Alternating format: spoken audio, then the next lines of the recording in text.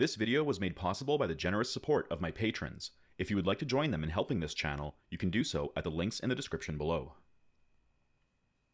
Throughout revolutionary history, few images have captured the global imagination as powerfully as Alberto Korda's iconic photograph of Che Guevara, Guerrillero, Heroico.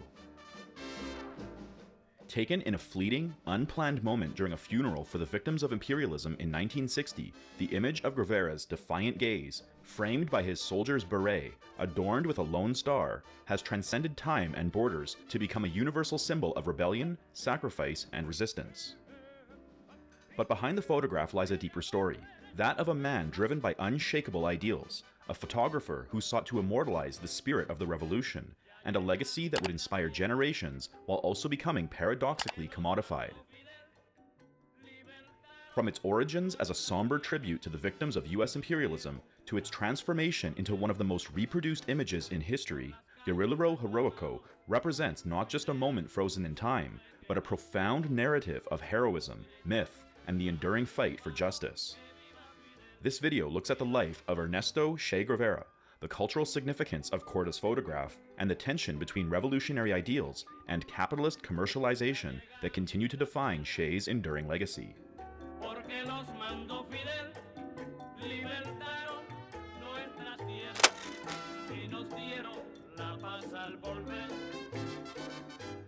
Ernesto Guevara was born on June 14, 1928 in Rosario, Argentina, to an upper-class family with ancestral roots tracing back to Ireland and Basque Spain.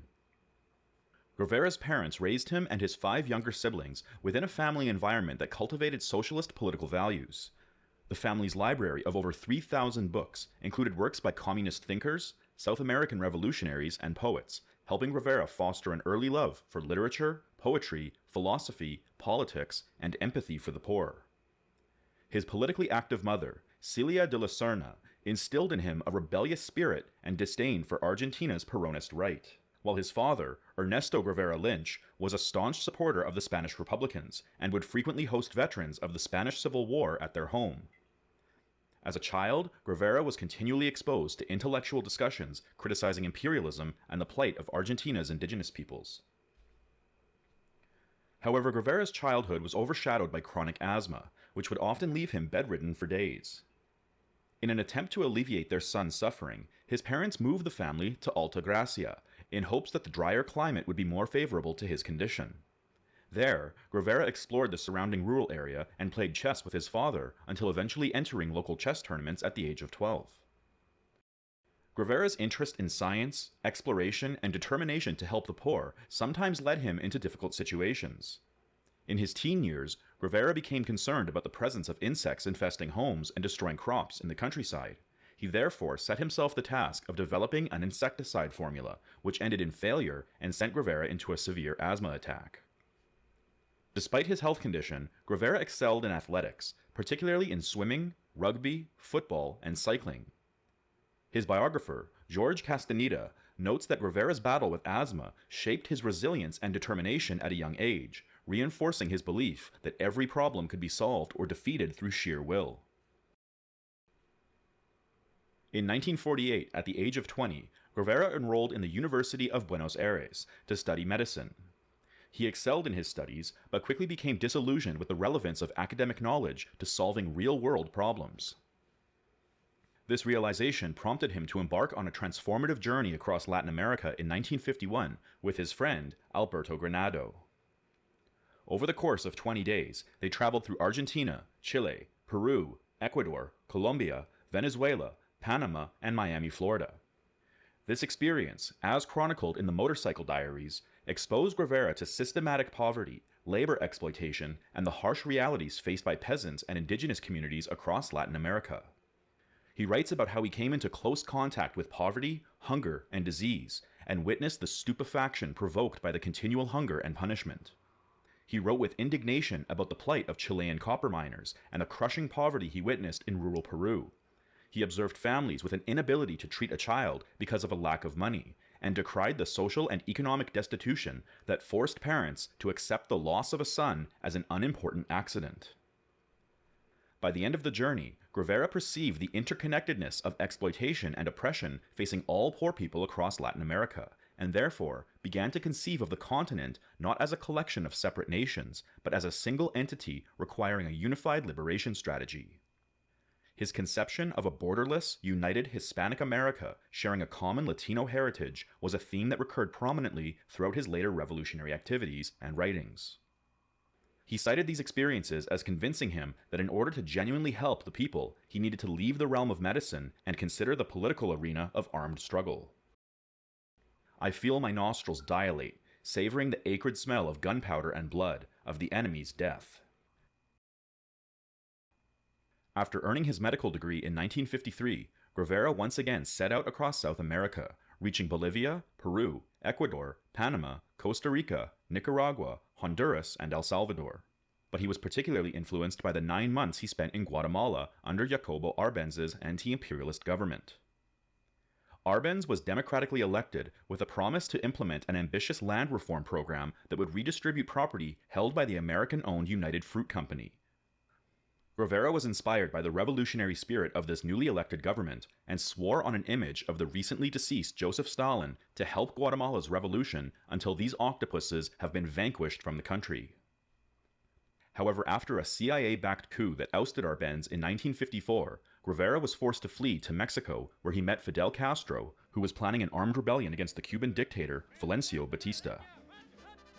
Inspired by Castro's commitment to revolutionary action, Guevara joined his movement, initially as a medical officer, but quickly shifted into becoming a guerrilla fighter. This growing commitment to Marxism and armed struggle marked Guevara's transition into a revolutionary fighter now known as Che Guevara, a nickname inspired by his Argentinian roots. Che Guevara participated in Castro's 1956 guerrilla campaign in Cuba, overcoming early failures but eventually achieving successes in rallying rural peasants against Batista's regime. Che's leadership and strategic acumen were instrumental in this success. In 1958, a few hundred guerrilla rebels defeated 10,000 of Batista's men in the Sierra Maestra Mountains, and Castro and Che's impossible adventure suddenly turned into a real revolution. After seizing the power of the Cuban state, Che was made governor of the National Bank. According to the photographer René Burri, who took another famous photograph of Che smoking a cigar, Castro's first cabinet came about in a rather haphazard manner. When one of Castro's aides asked if there was an economist in the room, Che misheard the question and thought he was asking if there was a communist in the room. To everyone's surprise, Che stuck up his hand and was subsequently voted governor of the National Bank. However, Che did not last long in the post and was soon made Minister for Industry, a job that essentially made him a nomadic ambassador for the revolution. Between 1960 and 1964, he embarked on a number of travels to key destinations, including Moscow, Prague, Warsaw, and other Eastern Bloc countries, where he not only aimed to strengthen Cuba's solidarity, but learned from these socialist governments in order to export their models abroad. In 1960, he traveled to China, where he met with Mao Zedong and Zhou Enlai, and then to the Democratic People's Republic of Korea, where he admired the people's discipline and commitment to socialism under Kim Il-sung. Seeking to reconnect with his Irish heritage, he also visited Limerick in 1964, where he celebrated St. Patrick's Day and connected with the locals. In his discussions, he often drew parallels between the struggle for Irish independence from Britain to the struggle for Latin American liberation, a sentiment which was received by a widely sympathetic audience. Shortly after his return to Cuba, he became increasingly agitated by the difficulties of building socialism and focused his energies on exporting the revolution abroad.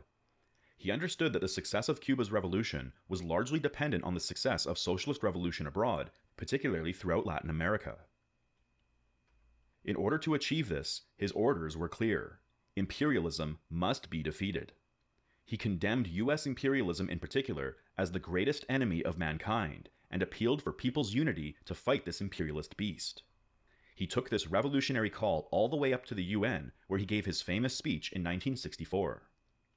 Como ha dicho Fidel Castro, mientras el concepto de soberanía exista como prerrogativa de las naciones y de los pueblos independientes, y como derecho de todos los pueblos, nosotros no aceptaremos la exclusión de nuestro pueblo de ese derecho. Sin embargo, los Estados Unidos pretendieron establecer una nueva prerrogativa arbitraria e ilegal, la de violar el espacio aéreo de cualquier país pequeño. Nosotros queremos construir el socialismo. Nos hemos declarado partidarios de los que luchan por la paz. Nos hemos declarado dentro del grupo de países no alineados, a pesar de ser marxistas-leninistas, porque los no alineados como nosotros luchan contra el imperialismo. Queremos paz. Esta disposición nueva de un continente de América está plasmada y resumida en el grito que día a día nuestras masas proclaman como expresión irrefutable de su decisión de lucha, paralizando la mano armada del invasor. Esa proclama es patria o muerte.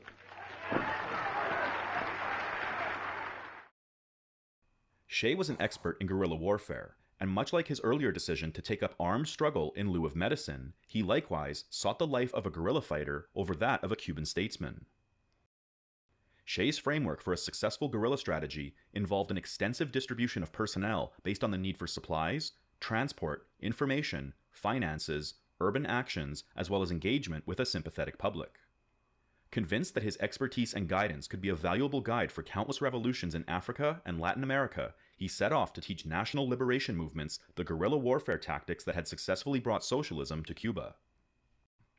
In his journey across Africa, he participated in the Afro-Asian Conference in Algeria in 1965, delivering a speech that criticized Soviet policies for not doing enough to support the Third World liberation movements. He then stopped in Egypt and Ghana before arriving in Congo in 1965, where he first attempted to aid the Simba rebellion against US-backed forces. However, after the campaign failed due to poor planning, internal divisions, and a lack of local support, Che traveled to Bolivia with the intention of sparking nothing less than a continent-wide socialist revolution. In 1967, at the height of the Vietnam War and Che's revolutionary zealousness, the communist guerrilla famously called for revolutionaries around the world to create multiple fronts of struggle against US imperialism. He declared, "Wherever death may surprise us, let it be welcome if our battle cry has reached even one receptive ear, and another hand reaches out to take up our arms. And let the flag under which we fight be the sacred cause of the emancipation of humanity. What a great task lies ahead of us if we truly aspire to carry out our duty of proletarian internationalism. We must not only aspire to create 1, 2, or 3 Vietnams, but many Vietnams." Che arrived in Bolivia on November 3, 1966, under a false identity with the intention of leading a guerrilla insurgency. He established a base in the Niancausu region where he began training his forces. The group's first engagement occurred on March 23, 1967, but the campaign quickly deteriorated due to a lack of local support, internal divisions, and increasing pressure from a CIA-backed Bolivian military. The guerrillas also faced major setbacks in Tanya Bunk on July 1, 1967, and Guevara's rear guard was decimated shortly after. On October 7th, Bolivian forces wounded Guevara's leg in combat and followed him as he retreated to the Euro ravine. He was captured by Bolivian forces the next day and taken prisoner in a small schoolhouse in the village of La Higuera, where he was bound and interrogated. Several accounts describe how he maintained his composure, speaking calmly with his captors and refusing to beg for his life. Bolivian soldiers later noted that he seemed resigned to his fate, but remained defiant. When a Bolivian officer asked if he thought his efforts had been in vain, Guevara replied, "No, the struggle is eternal." Che Guevara was executed the following day, shot 4 times by a visibly nervous volunteer named Mario Terán. Che's last moments were marked by defiance, dignity, and a somber acceptance of his fate, and his last words were as defiant and courageous as the lifelong role he played in the struggle for socialism. As his executioner entered the room, Che turned to him and declared, "I know you have come to kill me. Shoot, coward. You're only going to kill a man." After his execution, Che's body was flown to the nearby town of Vallegrande. His hands were dismembered from his body, which was put on public display at a local hospital before being secretly buried shortly after. In 1997, a Bolivian-Cuban group of forensic experts discovered Che's remains in a mass grave outside Vallegrande. The remains were sent back to Cuba later that year, and by October, Che's remains were interred at the mausoleum in Santa Clara, Cuba, the site of his most famous victory.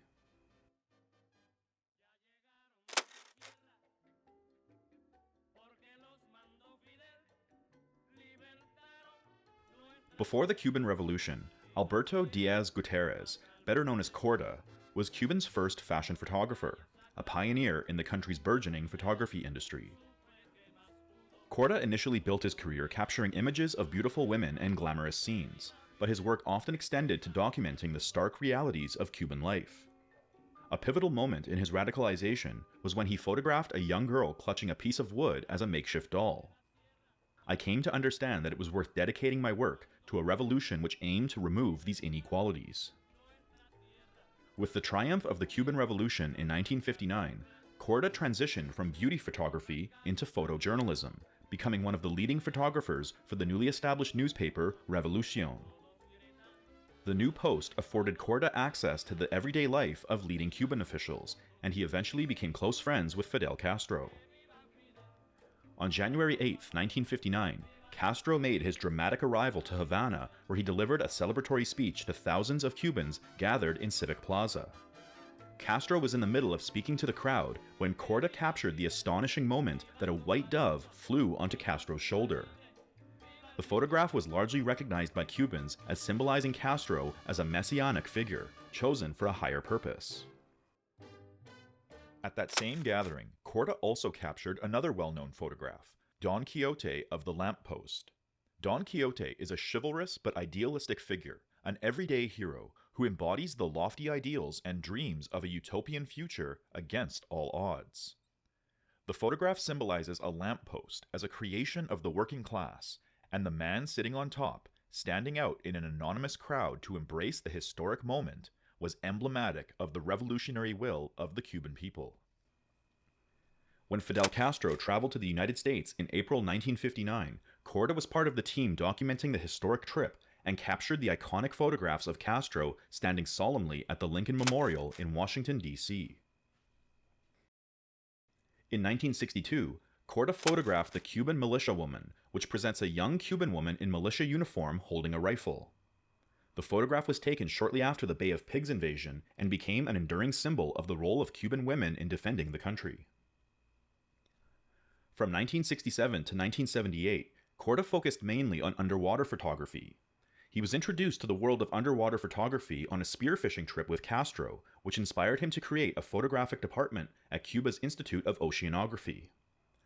During this time, he explored the depths around Cuba and left behind an archive of images of practically all underwater creatures that lived around the island. However, Korda's most iconic photograph, Guerrillero Heroico, now recognized across the world as a symbol of sacrifice, determination, and unyielding hope for liberation, was captured amidst the somber air of mourning at a mass funeral for the victims of imperialism. In early March 1960, Korda was occupied with photographing the French philosophers Jean-Paul Sartre and Simone de Beauvoir as they traveled around Cuba to witness the revolution firsthand. During their travels, a shipment of Belgian rifles and grenades aboard the French ship Le Combre exploded in Havana harbor, killing 75 dockworkers and the ship's crew, while injuring over 200 others. While some speculated that the explosion was an accident, Fidel Castro was quick to declare it an act of sabotage by U.S. imperialism. Korda was assigned to cover the funerals for the victims at Colón Cemetery. During the funeral service, Castro delivered a fiery speech, with Che Guevara standing nearby. He had a defiant gaze, fixed on the horizon, fierce yet contemplative, framed by unruly curls and a soldier's beret adorned with a lone star. At the foot of the podium, decorated in mourning, I had my eye to the viewfinder of my old camera. I was focusing on Fidel and the people around him.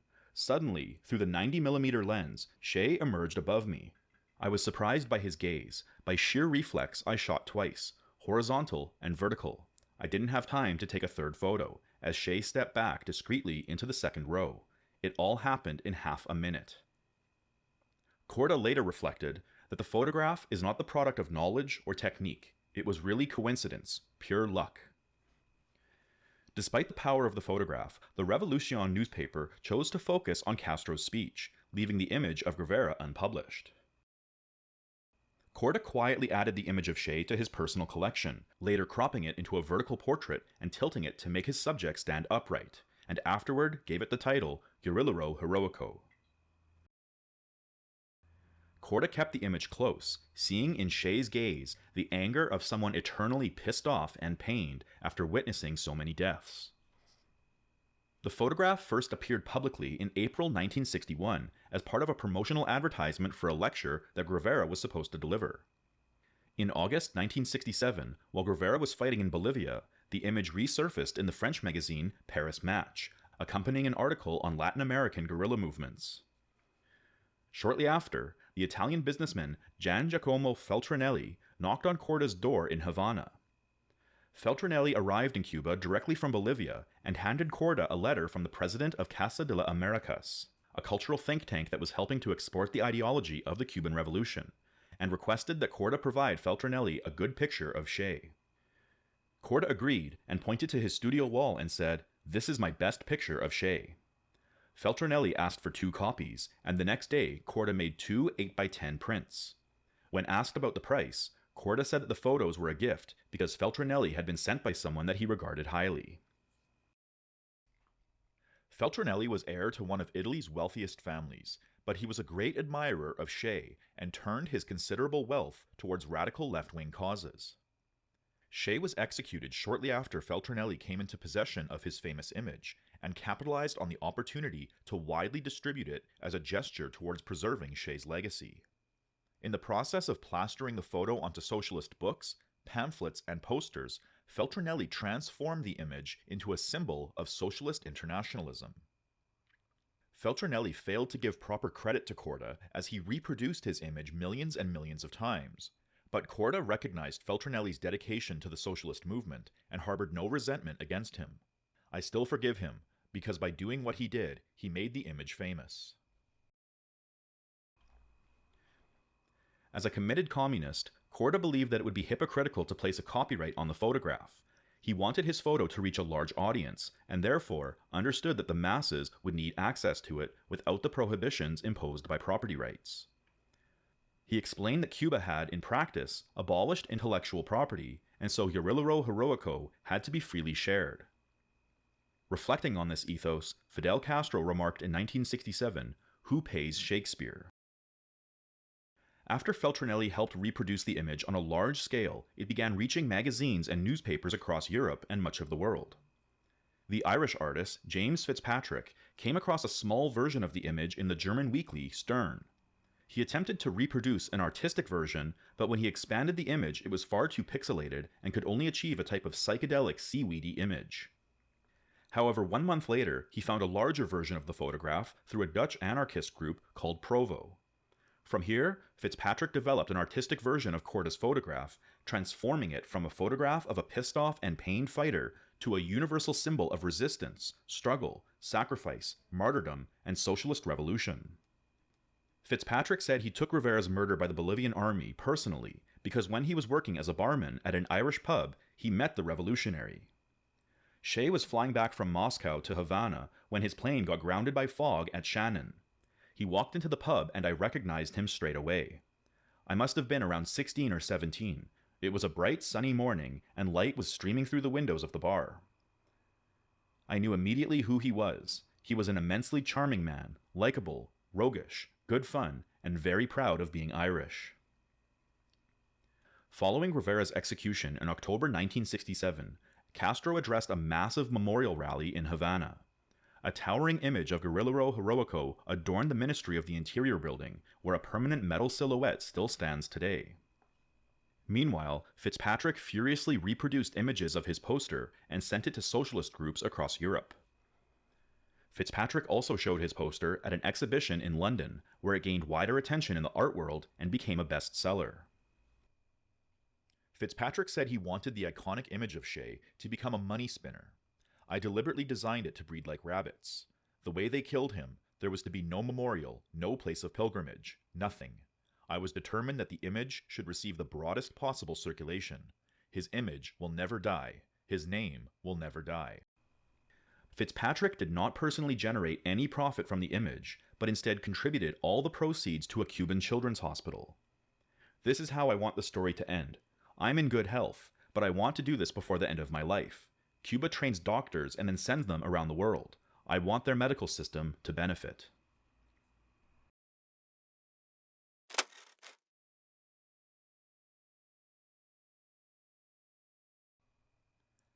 Che Guevara's blend of revolutionary theory and action, particularly his theory of guerrilla vanguardism, inspired militant socialist groups across the world, such as the Weather Underground, Latin American guerrillas, and various Palestinian factions, while his martyrdom cemented his image as an everlasting symbol of resistance. The image of Che as a determined guerrilla fighter has become an archetype of rebellion and martyrdom, likened to various iconic historical and cultural figures. Jean-Paul Sartre famously described Che as the most complete human being of our age. Che not only embodied the unity of thought, action, and sacrifice, but he was a revolutionary intellectual who lived his ideals, rejecting wealth, power, and even his own safety in the fight for global justice. For Sartre, Che represented the epitome of moral and political authenticity, a man who gave everything for the liberation of others, making his life and death a profound philosophical statement. For others, Che's selflessness and commitment to the oppressed, along with his unwavering determination and ultimate sacrifice, evoke comparisons to Jesus Christ. His biographer, George Castandea, notes that the Christ-like image prevailed. It's as if the dead Guevara looks on his killers and forgives them, and upon the world, proclaiming that he who dies for an idea is beyond suffering. The connection between Guevara and Christian martyrdom has been reflected in various artworks, such as Sergio Michelini's painting Che with the Yellow Christ, which overlays Che's face onto Paul Gauguin's self-portrait of Yellow Christ, representing an intersection of atheism, art, and Christianity.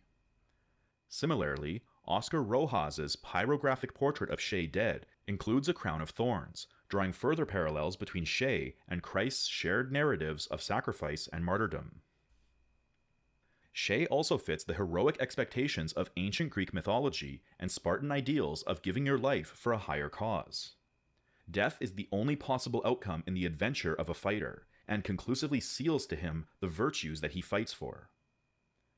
The writer Emilio Brizzi invokes Michelangelo's statue of David as an apt comparison. David is a young man at the dawn of his manhood, faced with a great danger and a serious challenge. He is not shown holding the giant's severed head like Donatello's gracious bronze boy, the feat accomplished, but in the moments before the battle. His body is a classical combination of tension and relaxation, strength and calm, but his gaze is determined. It's an image of defiance, a symbol of the young Republic of Florence, faced with external enemies, about to rally its citizens in defense of its newly acquired freedom. David is measuring up his enemy, confident in his own inner strength, focused on the task ahead, and sure of his ultimate victory. A great artist like Michelangelo has created something that will stand forever, not only as a celebration of male beauty, but also as a symbol of youth and its generous commitment to the fight for liberty. This will in practice mean very different things for different times and places, and hopefully will not entail the use of violence in the future. But the intensity of the moment, the look of the eyes, is the same throughout the ages. The intense gaze, as devised by the divine Michelangelo, was captured by the quick Alberto Korda in a split second, maybe in an instant of recognition, certainly in confirmation that the revelation of good photography and that of art must eventually come together, being, by definition, both moments of deeper truth. Guerrillero Heroico also fits within the tradition of revolutionary imagery. The Death of Marat by Jacques-Louis David depicts the French revolutionary moments after his assassination in his bathtub. His calm, almost saintly disposition, despite his violent death, mirrors the imagery surrounding Che's final hours. Similarly, Francisco Goya's 3rd of May, 1808, depicts Spanish rebels executed by Napoleonic forces in a struggle against French invasion. Some have also compared Guerrillero Heroico to Eugene Delacroix's Liberty Leading the People, where Lady Liberty leads the French revolutionaries in defiant acts against oppression. The portrait of Che also fits neatly within the collection of stylized portraits of great revolutionary leaders whose iconic images narrow in on the face and shoulders.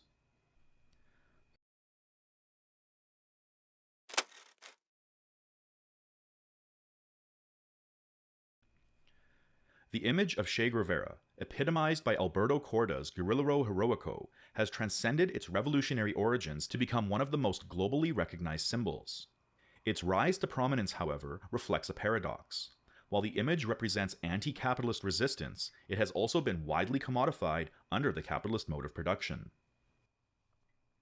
Celebrities, such as Mike Tyson, brandish Che tattoos. His image inspired the cover of Madonna's American Life album. Prince Harry was seen wearing a Che t-shirt, and President Barack Obama even took a photo in front of Che's famous image while traveling to Cuba. Che's likeness now adorns everything from coffee mugs, bandanas, belt buckles, t-shirts, hoodies, beanies, berets, backpacks, Zippo lighters, wallets, and so on, which can all be found at thechestore.com. The commodification of Che's image also gained significance within Cuba after the collapse of the Soviet Union in 1991. Faced with economic hardship and the loss of its strongest ally, the Cuban government signed onto the World Trade Organization, opened its economy to foreign investment, and introduced copyright laws. These laws protected photographic works, but declared that images taken by employees belonged to the employer, and in Korda's case, the Cuban government. This legal framework sparked disputes over whether Korda's iconic photograph was his personal work or government property. Korda argued that the photograph was taken independently, not as part of a work-for-hire arrangement, and therefore sought copyright protection for himself and his heirs. If successful, the copyright would have lasted for his lifetime plus 70 years, but Korda passed away in 2001 without ever having secured property rights or any personal gain from the image. Korda was generally opposed to the mass commodification of the image, but rarely made any objections, understanding that commodification allowed the image to spread further. The only notable exception occurred when Smirnoff Vodka used the photograph as an advertisement. In the ad, Che's image occurred alongside a hammer and sickle motif, where the sickle was a chili pepper. Korda argued that associating Che's image with alcohol insulted his legacy and accused the advertising firm of trivializing the historical significance of the photograph. I was offended by the use of the image. To use the image of Che Guevara to sell vodka is a slur on his name and memory. He never drank himself, he was not a drunk, and drink should not be associated with his immortal memory. Che was an example as a man as we are his examples to the world right now. It is to honor his memory that I wish to have my right to the image recognized. Korda won a $50,000 settlement from the British High Court, which he donated to the Cuban government to purchase children's medicine. He explained that, if Che were alive, he would have done the same.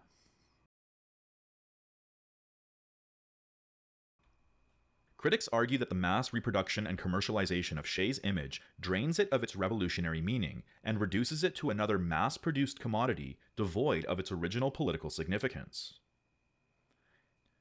The ubiquity of Che's image raises questions about its contradictory meanings, but Jonathan Green, director of the University of California Museum of Photography, suggests that the revolutionary content of the image will always persist, even in subtle ways.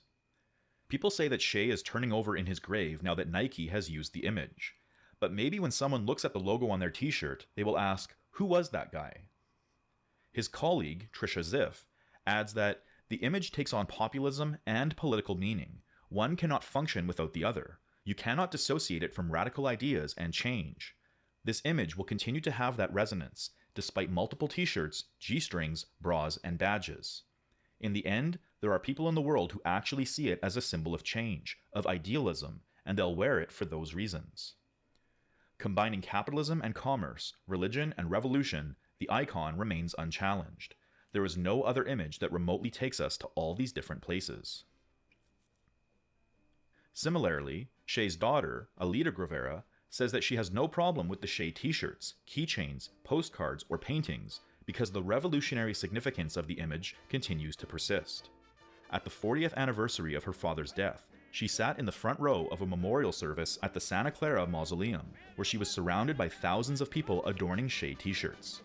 At least some of the purchasers truly cherish Che.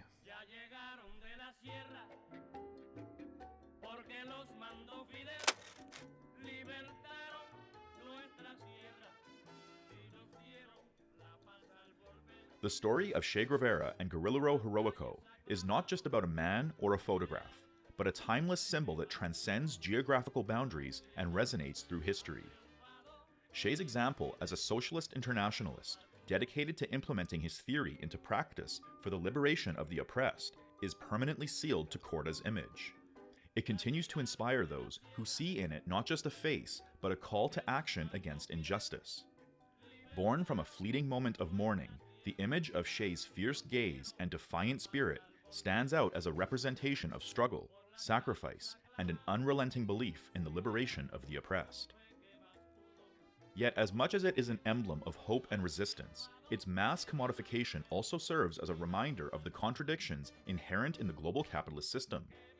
The proliferation of the image, from Korda's lens, to Feltrinelli's mass distribution, to Fitzpatrick's artistic stylization, to becoming a ubiquitous brand of consumer goods, reveals both the power of the symbol and its uneasy relationship to the capitalist system that Shea fought against.